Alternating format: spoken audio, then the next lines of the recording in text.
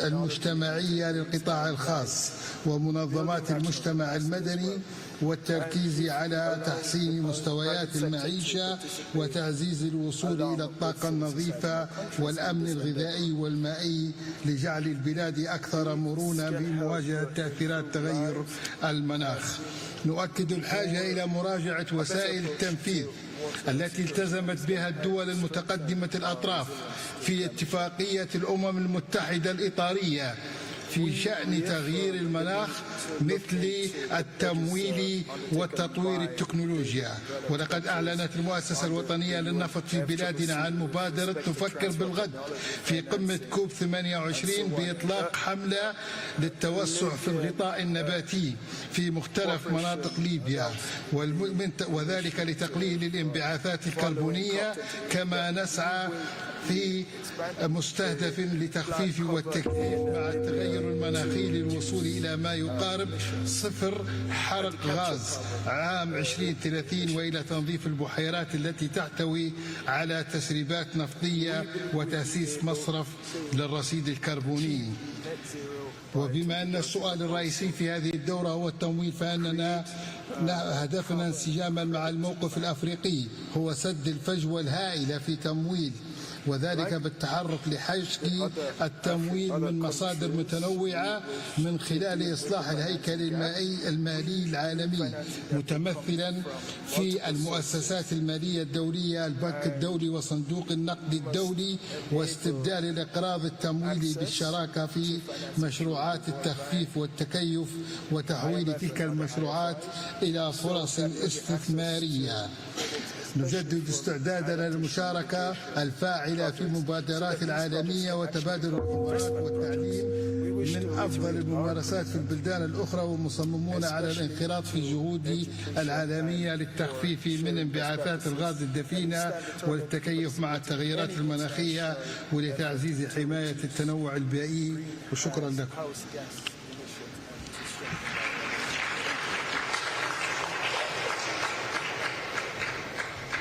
Thank you, Your Excellency. It is my pleasure to welcome His Excellency, Mr. Rumen Radev, President of Bulgaria. Your Excellency, you have the floor. Excellencies, let me first express my gratitude to our host, the Republic of Azerbaijan, and the Presidency of the Conference for organizing this significant event in times of political, security and climate challenges all around the world.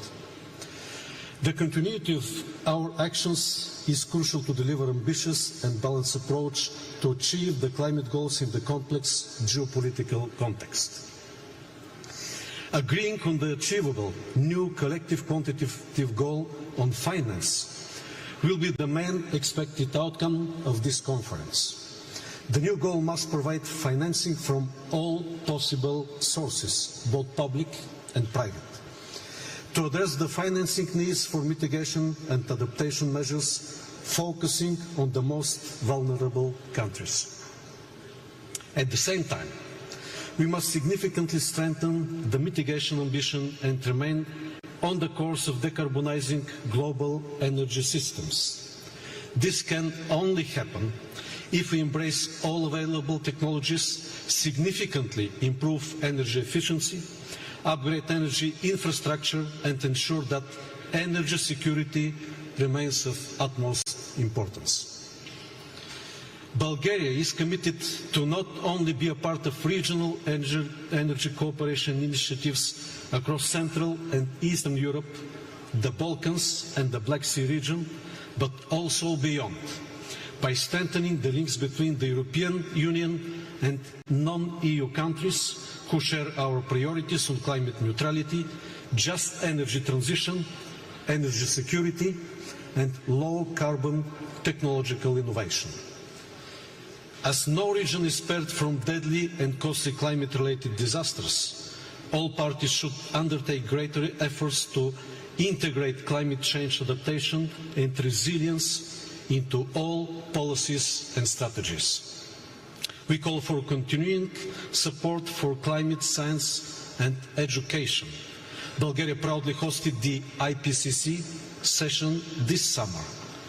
Science holds the key not just to reducing our carbon footprint, but also to improving human lives in an age of climbing instability.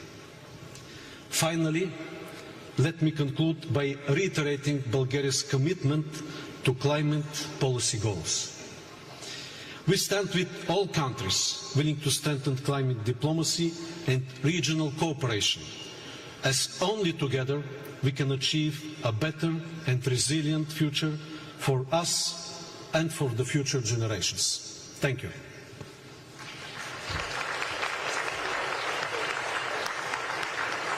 Thank you, Your Excellency.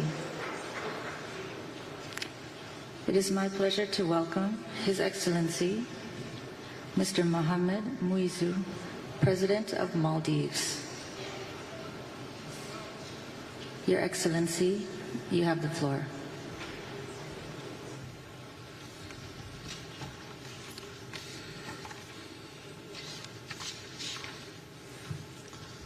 Bismillahirrahmanirrahim.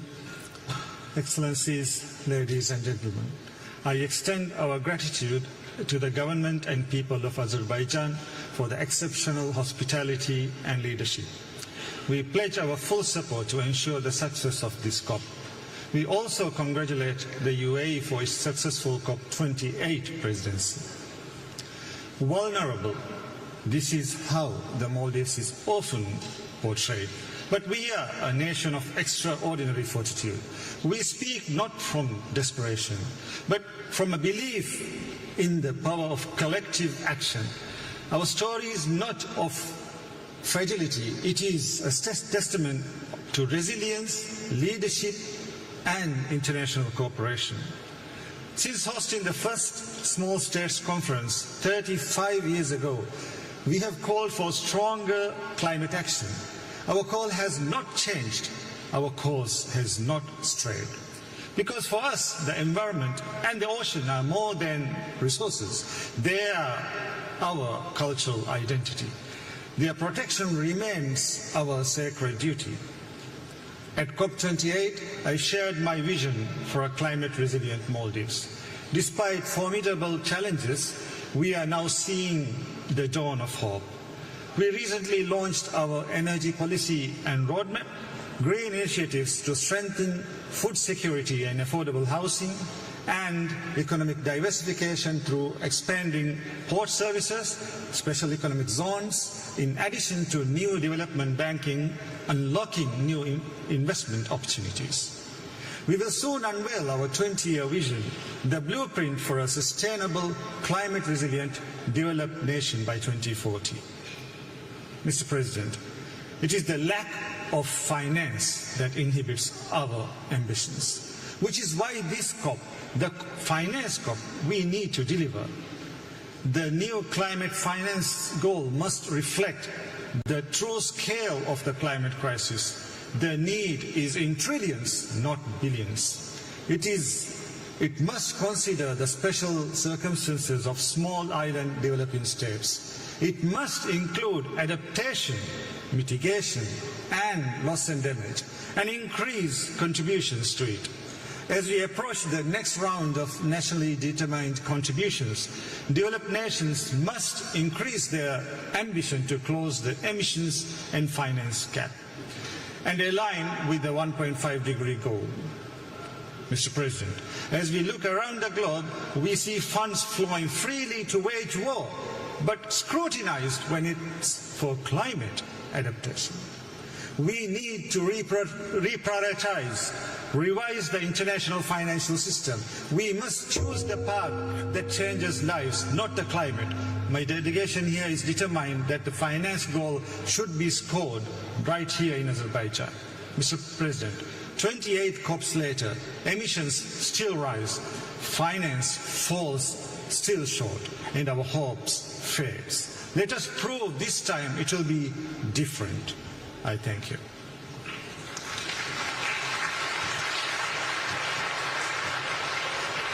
Thank you, Your Excellency. It is my pleasure to welcome His Excellency, Mr. Faure Essozimna Gnassingbé, President of Togo. Your Excellency, you have the floor.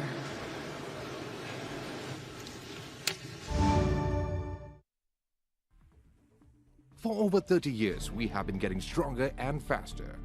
We have been expanding our network across the globe.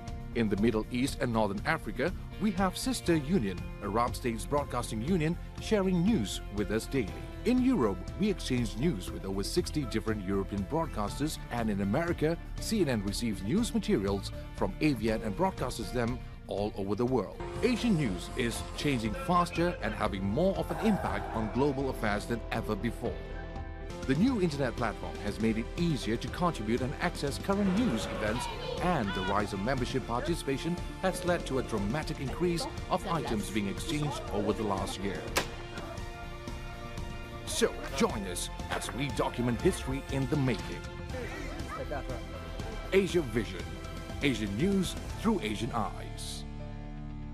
AVN, every Thursday night at 11 o'clock on PSM News.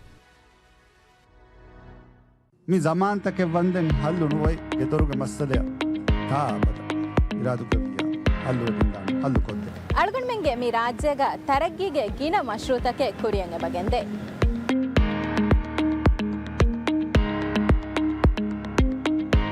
Umrani ತರಗ್ಗಿಗೆ ದಾಯರಾ ರಾಜ್ಯಗೆ ಏಕಿ ಕಂಕೊತೌಗ ಕುರಿಯತ ಮಶ್ರೂತಗೆ ಎಮ್ಮೆ ಫಹುಗೆ ತಫ್ಸೀಲತ runway ಮಿಯೊನ್ನನಿ ಮ್ಯಾಗಣಕು ತಿಂಬಯಕ ಪಹಾಲಾಫ me ಮಶ್ರೂತ ಕುರಿಯಗೆಂದನಿ ಗಿನ ಗೊಂಜವಂತಕ ಕಾಯಕು ಹಗೀಗತುಗ ಮುಳಿ ಮಾಲೆಯಂ ಹಲ್ಲೆಂ ಅಣ್ಣಾಣಿ ಮುಳಿ ಮಾಲೆಗೆ ಹುರಿಹಾ ಮಗುತಕ್ಕೆ ಹೆದಿಗೆ ಮಾಲೆಗೆ ಹುರಿಹಾ ತನಕ storm water drainage system ದೇವಿಗೆ ರೈತುಗೆ ಹೋಫೆಂತಕ ಗೊಳಿಫವಾ me ಮಶ್ರೂತಗೆ ತಫ್ಸೀಲ್ ಅಳ್ಮೆ ಬೆಲು ತೆರಿನಾಹಮೆ ಗೆನಸ್ತೇನಾ